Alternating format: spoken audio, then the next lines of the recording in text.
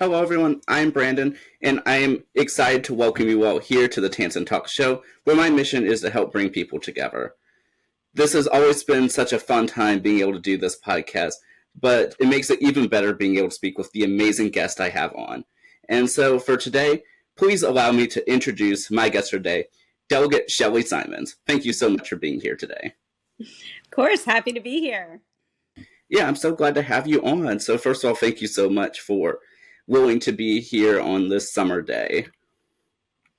It's a great day, and summer is a great time to reflect on the past year, and there's been a lot happening in Newport News and in Virginia politics, so really excited to have the discussion.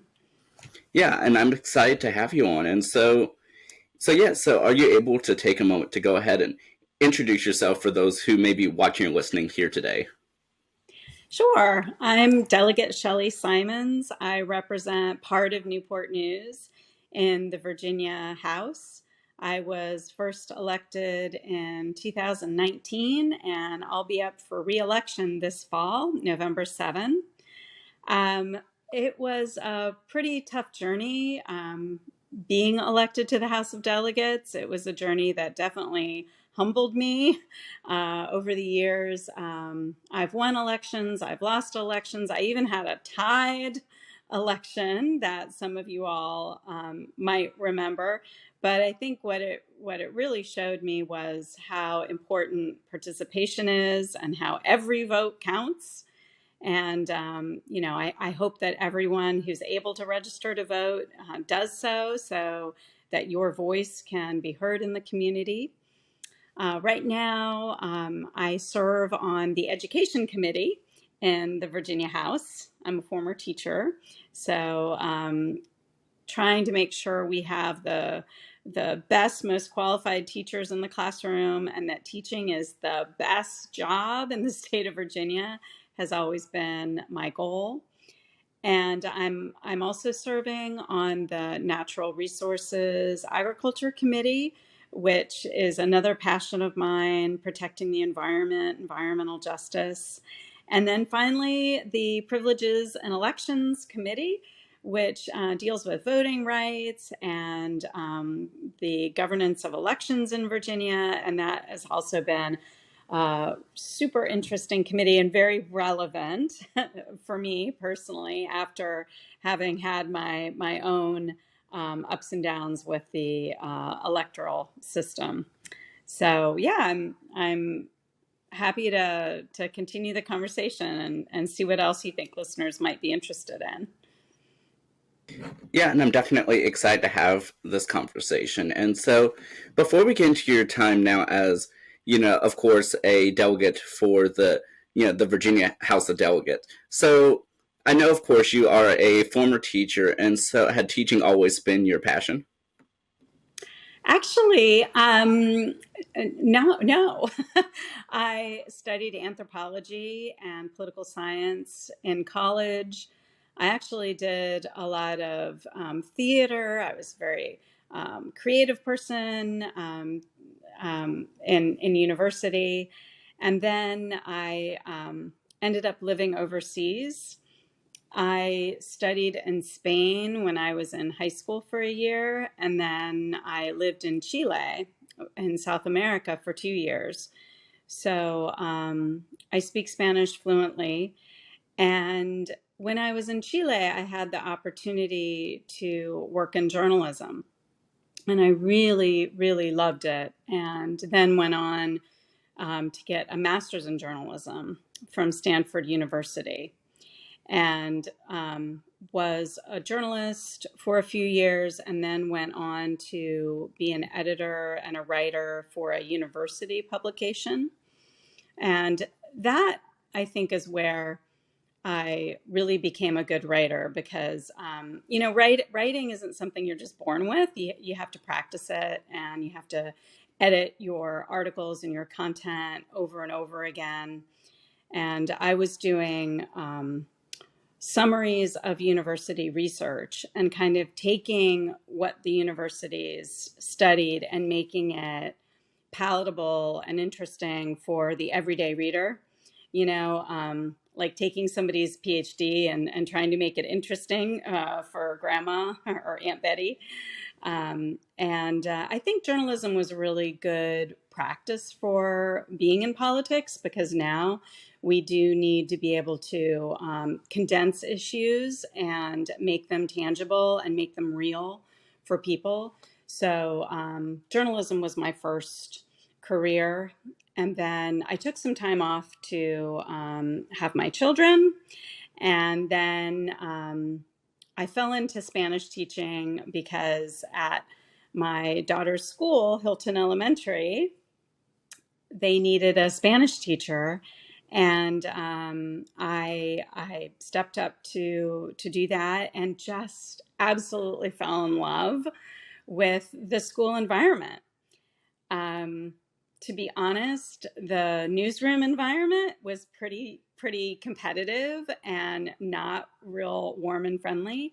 And then I get into the school environment where we're all on the same team and we all care about students. And it was life-changing. I mean, really, it was. I bonded so much with public schools and the needs of teachers. And I remember thinking, if we could just have parental leave for teachers, everything would be so much better. Or if we could just have this program at healthy food program in our schools for lunch, it would be so much better. And so even as a teacher, I was kind of thinking about policy and thinking about what we could do to improve our schools. So from there, I went on to be a PTA president, and then I was elected to the school board, and then after that was elected to the Virginia House. But it was, anybody who's really interested in getting into politics, I would say, you have to first dedicate yourself to an issue. You have to find your sandbox, and then you have to serve. And you have to fight for that issue kind of at the micro level, at the local level, whether it be with a club or whether it be on a city committee or a city council or planning commission or something to really dig into locally.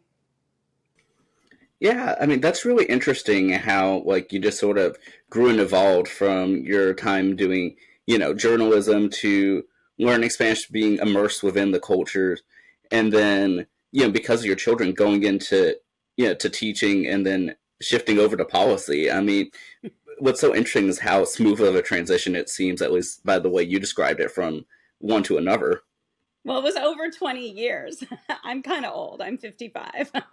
So, but I think that for young people, it's really important to know that there are many phases in your life. You may work in one job for a while, and then you might transition to another job, or you may find something else you're passionate about. And if you do the things you love, I think one thing does lead to another. And that's now, as a parent, watching my daughters who graduated from Warwick High School, watching their career path is fascinating.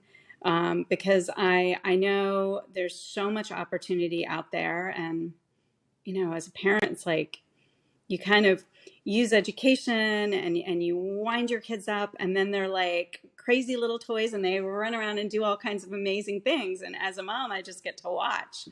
And, as a former teacher, I feel that way with a lot of my students, my former students. I have them working on campaigns.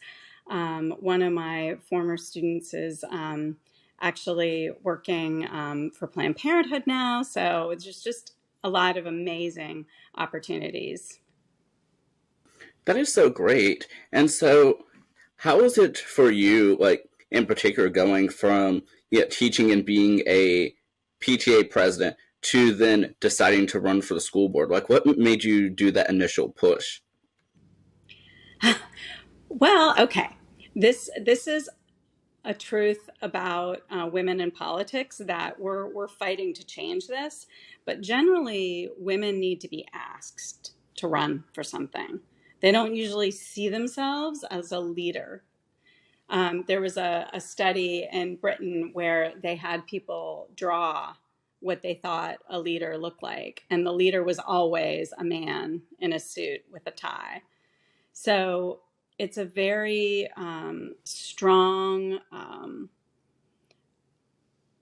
tendency that we have to not, for women especially, to not see ourselves as leaders. And but other people see us doing leadership things.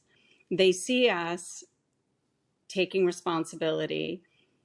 It's not easy to be president of a club or the PTA. That's a sacrifice that you make for the community. And when you see people who are acting like a leader, then you often will get promoted by those around you. So if you're interested in politics or leadership, do that thing.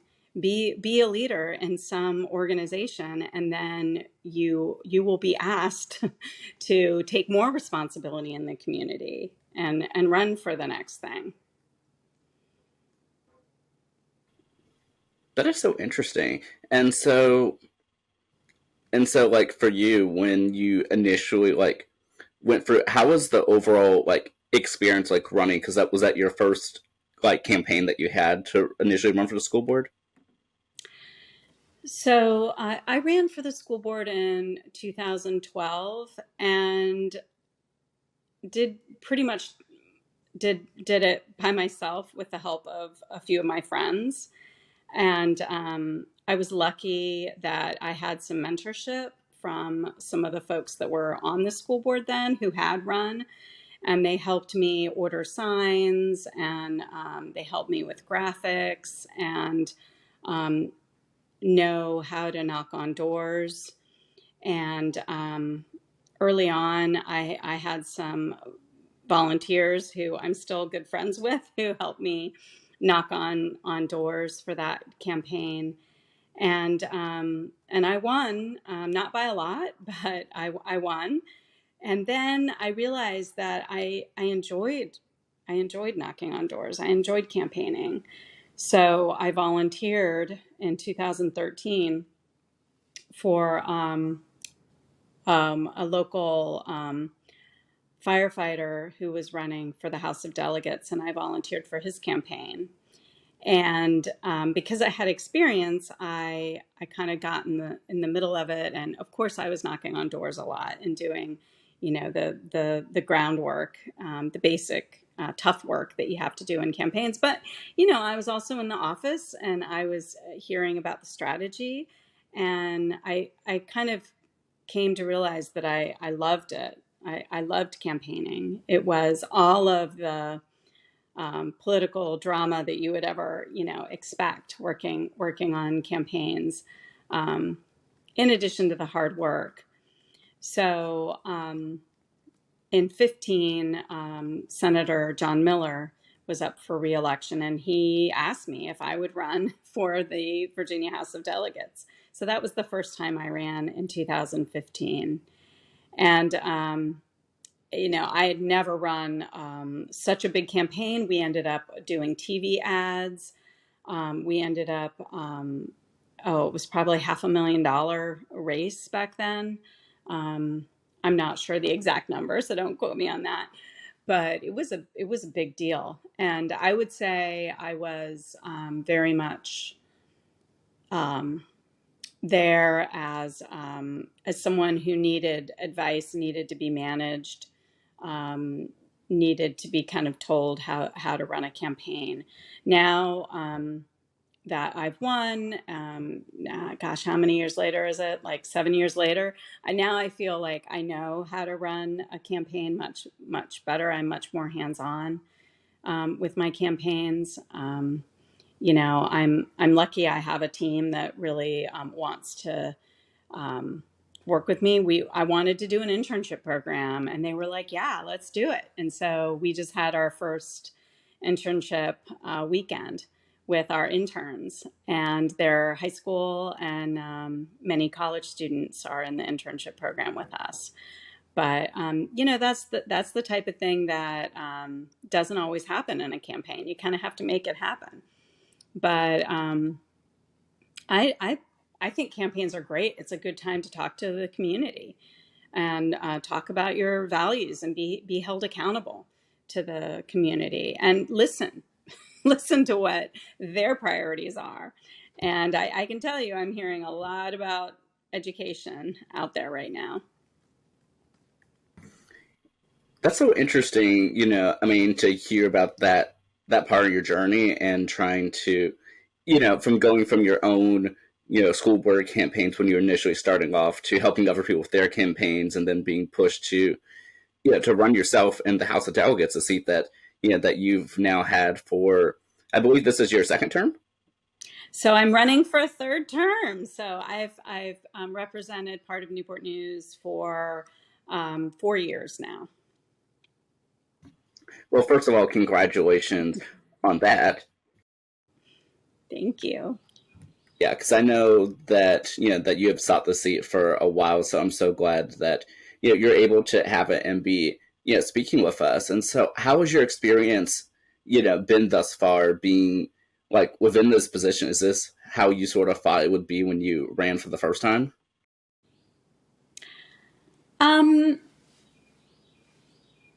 I guess I don't think I appreciated how complex the legislative process can be. Not only are we working on our legislation in the House and negotiating and essentially convincing our colleagues to vote for our legislation, but there's a whole nother learning curve when you go to the Senate and you need to talk to your counterparts in the Senate, and there are different politics going on in the Senate.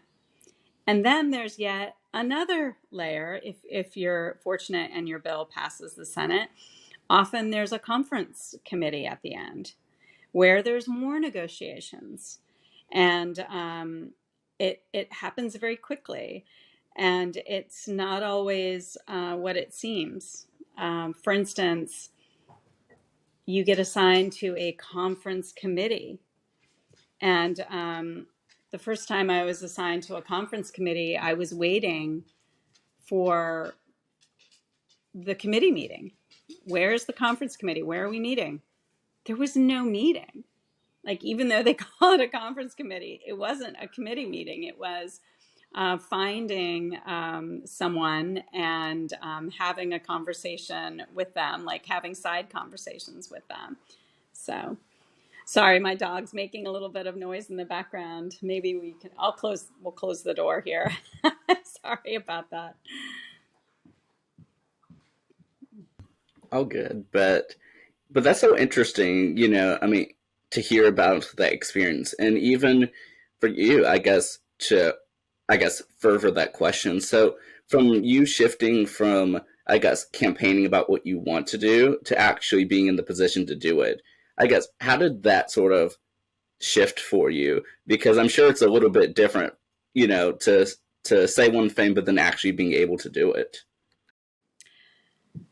Yeah, it's a lot of it is learning how to navigate the legislative system. My first year, I focused a lot on legislation. I had a bill to require that every middle school student take a semester of class in computer science and coding, because STEM education has been really a passion of mine. And that was a tough bill, and it did not pass. And then I realized that just a second. I guess we should just look around. Sorry, my dog is giving us trouble. And then I realized that the budget process is a way that I could really bring home resources to Newport News. And I passed a budget amendment to create a new drone program at the Denby Aviation Academy. And they've done some amazing things at Denby Aviation. renovating the building, creating new labs, creating new courses, getting new technology. They have amazing flight simulators in the program now. And a lot of that money was because of a budget amendment I put in. This cycle, I have a budget amendment for Warwick High School's Health Sciences program. And we will see if that stays in the budget. I am very hopeful that it will. But that's another example of a really important STEM program that I am trying to bring resources to so that we can rebuild the labs and actually get resources in there. And technology is so important in many of these career fields. Do you guys want to see my dog? Layla. Of course. Come here, Layla. Layla, say hi. She's got her toy. Well, that nevertheless is great. And first of all, thank you so much for those contributions that you have made towards furthering education, especially public education, because it really is the foundation of, our basic understanding, especially early on within middle schools and elementary, middle, and high schools. Yeah, and I think that when we think about education policy, it's easy to focus on the legislation, which are mandates, oftentimes unfunded mandates on local school systems. But there are other ways that a policymaker can influence and improve education. The budget is a really important way. Right now, we're in an intense budget negotiation between the Senate and their version of the budget and the governor. And the Senate version has $20 million more for Newport News Public Schools for right here. It would be almost $800 more per student. So you can really see where the values are there. The House version and the governor's version of the budget would like to see tax cuts for wealthy individuals and for corporations. On the Democratic side, we do not feel those are as urgent and as necessary as investments in schools. We have a mental health crisis with many of our students post-pandemic. We also have a lot of learning loss that occurred during the pandemic, especially in math and reading, that we need to address. We have a huge increase in English language learners in Virginia. We need more resources to help them. And then we also have a need for more early childhood education and more quality daycare settings. And that's really part of education because children are learning from the day they are born. And we need to make sure that parents have the resources they need for childcare so that they can contribute to the economy and go back to work. So those are some of the big issues. But then on top of all of that, add teacher shortages in Virginia. So, and those go all the way through.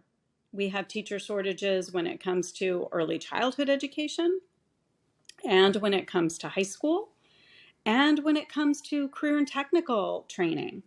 We need more people who can train recent graduates to become welders and to become electricians. And I'm proud to be working closely with some of our union friends in the trades and plumbers and pipe fitters and IBEW. The unions really are where they have a lot of talent in terms of teaching and passing on that kind of skill set that so many young people need. So I think what you're going to find in the next legislative session is a lot of talk about teacher recruitment, teacher retention, and I myself plan on putting in a bill studying the teaching workforce and reimagining the teacher workday. I think that the teacher workday was really developed at the turn of the century based around women who were also mothers who might not have had a lot of other options. Women today have a lot of options.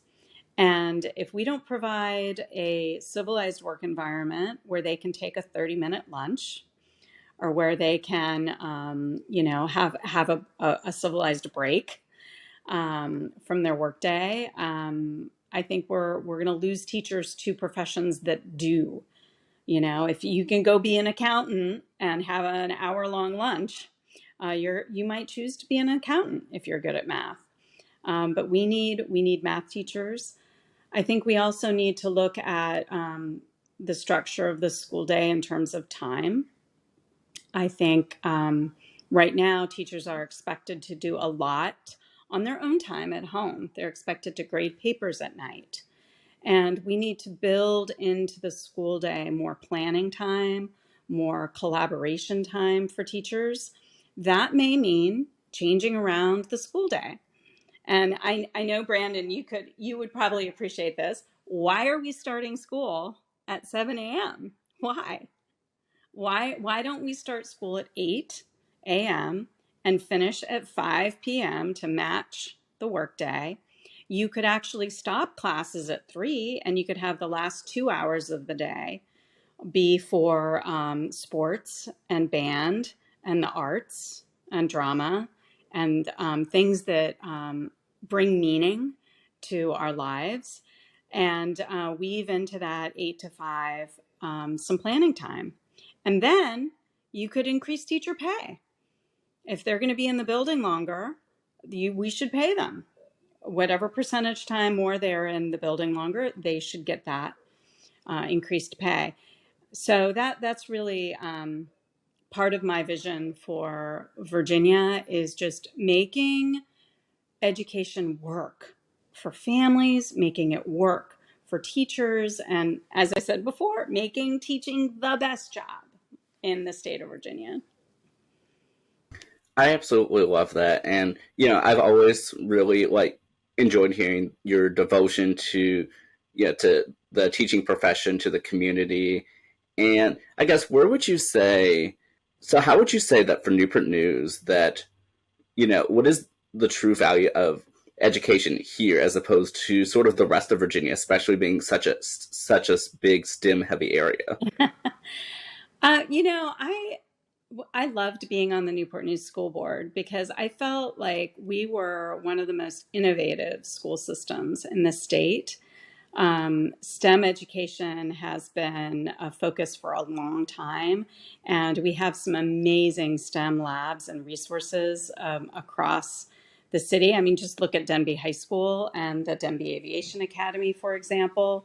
So I love the innovative spirit of our teachers and our administration. We also have the International Baccalaureate program at Warwick High School, which is quite famous in the state of Virginia. I mean, we get more kids into UVA and with great scholarships than just about any high school around.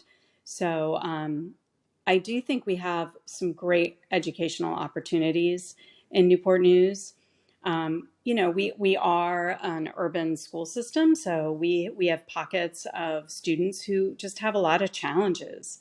We have areas where students, they might not get enough food in their homes. And when they come to school, that's where they're going to get a hot meal. That's maybe where they're going to get their reading instruction. We have a lot of families who've come from other places, a lot of English language learners, and they rely on public schools to provide instruction. They might not have a book read to them at home.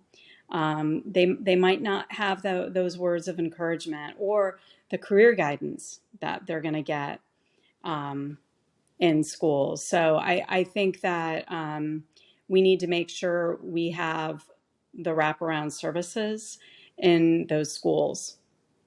One of the big policy debates right now going on at the state level is how we can quote unquote lift the support cap, which is a very fancy way of saying how can we get more state funding for more positions, support positions in our schools.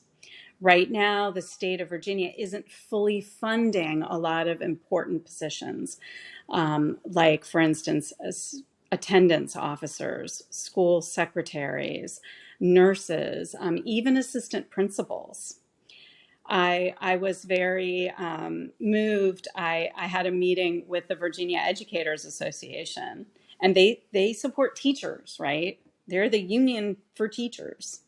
And part of that meeting, they said, hey, we need more assistant principals in our schools. That's not even their membership, but they know how important assistant principals are in a school building.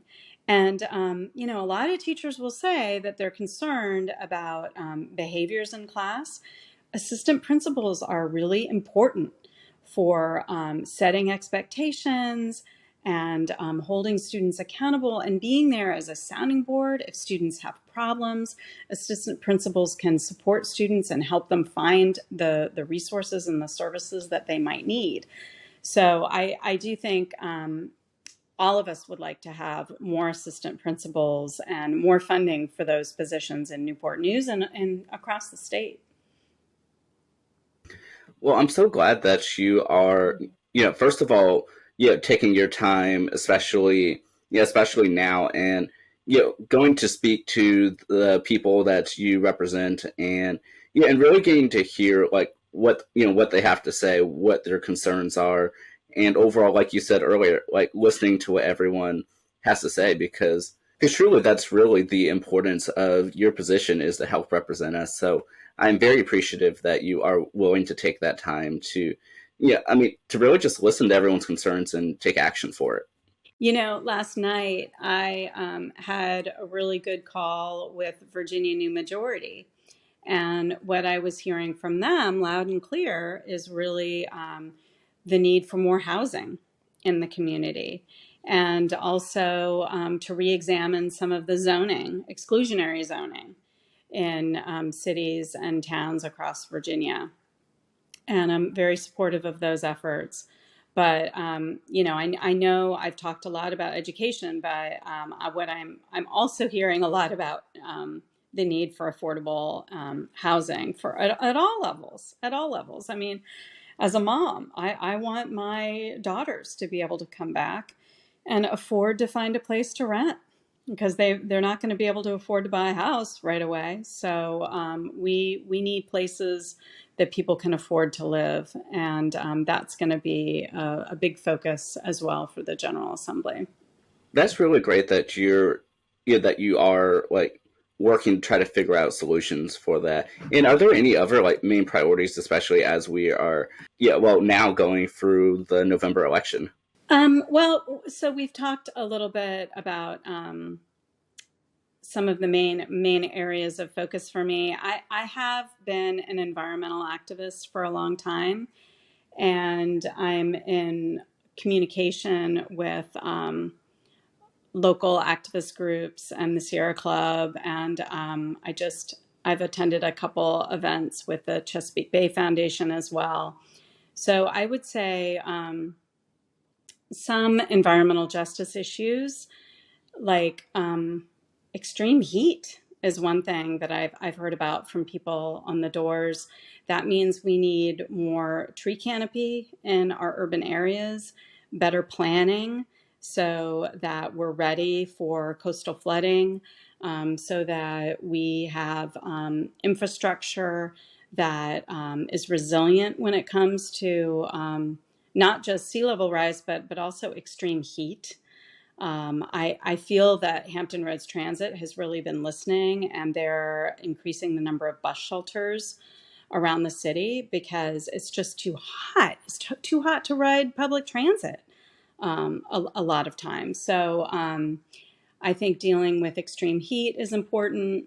Another environmental issue I'm passionate about is making sure that if we have new mining operations in Virginia, that they are done safely and that we have proper laws on the books for new mining operations. There have been, and this would be like anybody who's listening who wants to dig into this, this is some interesting history for Virginia. There was an effort to mine uranium around Richmond. That was one of the first environmental fights I was involved in. It was probably almost 20 years ago now, but we fought it off, and we have a moratorium on uranium mining. Well, now we've got these big multinational companies, mostly Canadian, coming in and prospecting for gold and zinc and copper in Virginia.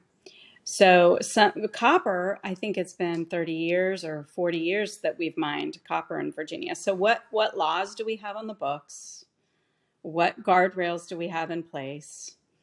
And I actually had a bill that I'm going to reintroduce, a very interesting bill to ban the use of cyanide in mining in Virginia. As it's not being used, but to head off the possibility that we get companies that come in and try to mine and try to use cyanide, which we do not want getting into our water supply. So it's a little bit of a detailed issue, but I think it's important. I mean, we have 100 legislators in the House of Delegates, and we all need to find our niche. We all have to find that specific thing that we can keep an eye on and make a difference in, because somebody's got to be watching these mining operations and making sure that it's not going to pollute our water supply. And that's just one of those kind of specialty areas I've been focused on. Well, that's so. First of all, thank you so much for for even doing the research to to find out about this and being proactive and working to try to prevent this. Because even though, like you said, it's not happening right now, it could. Exactly. And then the other issue that I've been working on, I work closely with unions, and I had the railroad workers come to me and say, hey, there's this railroad safety bill that passed in another state. There have been some of these safety bills that have passed in Republican states. Why don't we try to do a Railroad Safety and Security Act here in Virginia? So I introduced the bill, and unfortunately, the bill failed on party lines. But 3 weeks later, the toxic train derailment happened in Ohio. And all of a sudden, everybody's talking about railroad safety. And I think that's another very specific area where we need to pay attention. We need to make sure that it hasn't become more financially attractive to ship toxic materials on rails instead of on highways. We want to have parity. We want the safety protocols on highways to be similar to railroads so that we don't get all of the toxic material going to railroads. I think we want to make sure that trains don't get too long just because they can. When it used to be that, oh gosh, let me see if I can remember the numbers. But trains used to basically be about half as long as they are now. Trains have gotten longer over the years. And there's also a push to have a one-person crew instead of a two people driving the train. And that's another important thing to make sure for people, for safety of bystanders, that you always have two people so that one person can stay in the cockpit and the other one can deal with an emergency situation. Every now and then, a train operator is going to have to uncouple the train to let safety vehicles go through. And you can't do that if you only have one person driving the train. So that's another issue that's going to continue to be debated in the General Assembly. Well, overall, that's just so interesting. And you mentioned earlier that, of course, you collaborate with all of your colleagues within the House of Delegates and overall in the General Assembly. And so, how has it been being able to meet your fellow lawmakers, and especially in the Virginia General Assembly, the oldest continuous legislative body in the Western Hemisphere? I mean, how cool is that? It has been a real joy to get to know my colleagues. We have folks who do so many different occupations. It's been fascinating. We have social workers, we have bankers, we have computer scientists, we have a lot of people in agricultural fields.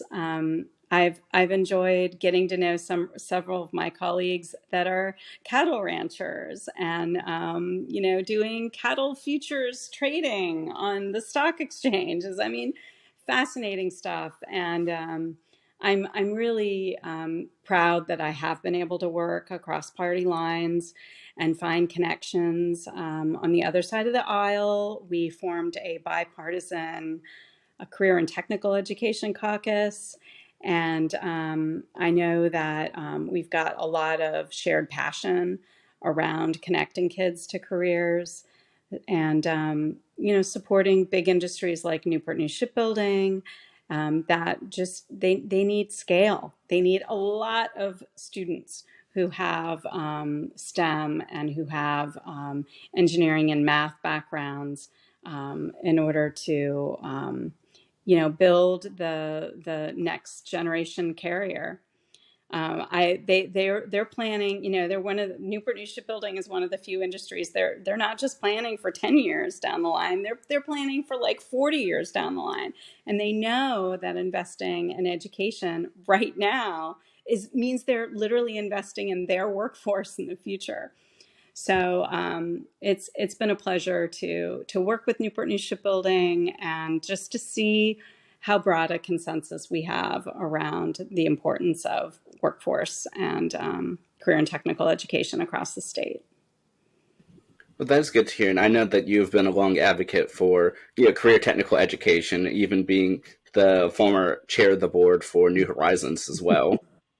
Yep, we've seen each other at the signing days that they do, where students announce which company they're gonna work for. Um, we've got a lot of talent here in on the peninsula when it comes to workforce, and a lot of people putting their energies in figuring out how to connect kids to careers, including our former superintendent, Dr. Kilgore, and Councilman John Ely. They have an amazing organization called What's Next, and they've had meetings where they bring together employees and job seekers, and these events are hugely popular. Hundreds and hundreds of people, lines going out the door, to make those career connections.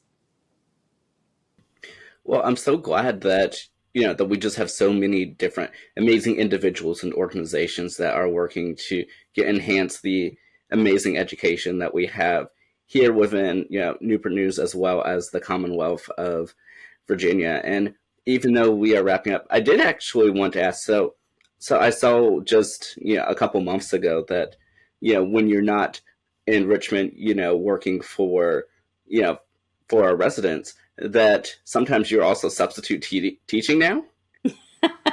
Well, yes, I am a substitute teacher officially for Newport News. I spent a week in the fall working with Spanish students over at Menchville High School. It was a wonderful experience. I have to say, the class size really varied.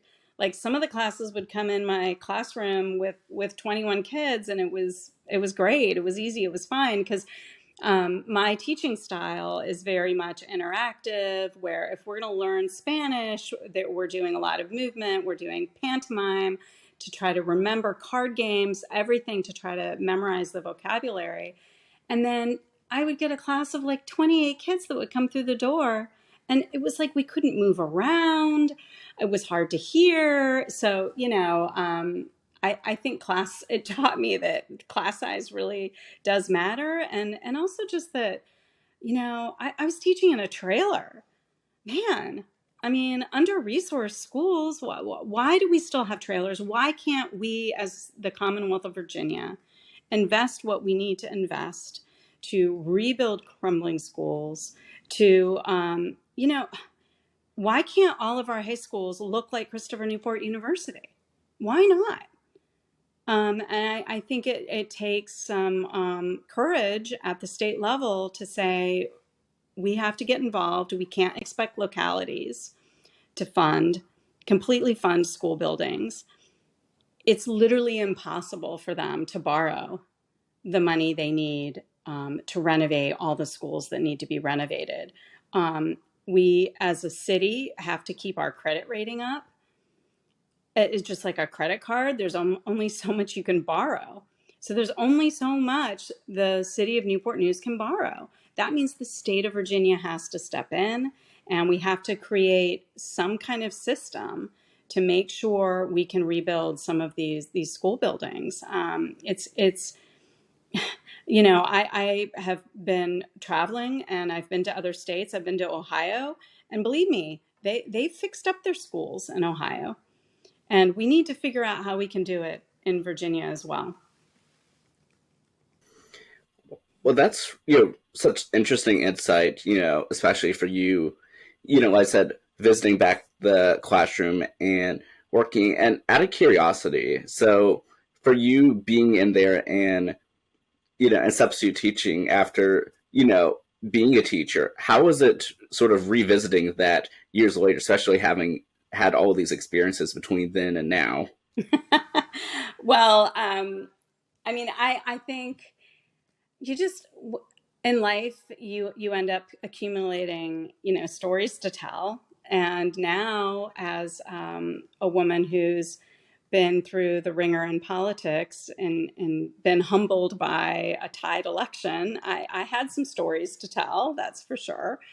And I think the students were interested in my life experience. Just seeing the difference that technology makes. There was an issue with phones. The students wanted to be on their phones, and we had to have those conversations constantly about when they could use their phones, when they couldn't. There was some technology in the classroom. Did the technology work all the time? I think that's going to be, moving forward, something that policymakers really need to think through, is the role of technology in the classroom.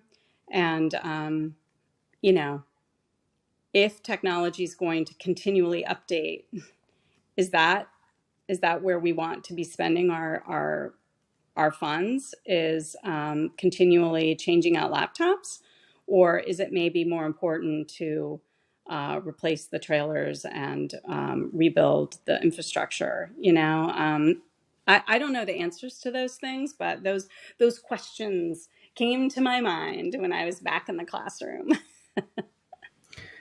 Well, like I said before, this has just been such a great conversation, and this has just been so fun. So thank you so much, Delegate Simonds, for coming on here and speaking with us. This has just been, like I said, truly delightful. Oh, well, I appreciate you, Brandon. I've known you for a long time, since I was on the school board and followed your career.